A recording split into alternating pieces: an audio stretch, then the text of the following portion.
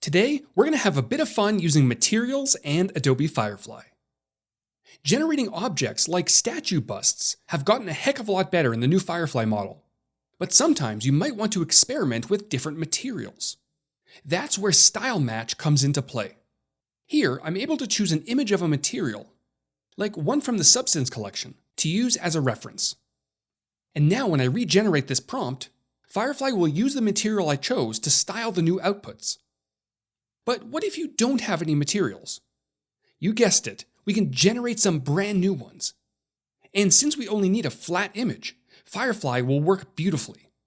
There are many ways you can prompt these materials, but something along these lines should work quite well. You can then download the ones that you'd like to your computer, or experiment with the visual intensity to get stronger or more subtle outputs.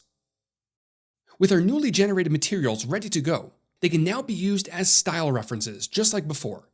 And similar to the visual intensity slider, the strength can be adjusted to determine how much the material influences the final output. And that's how to use materials to guide your image generations in Firefly.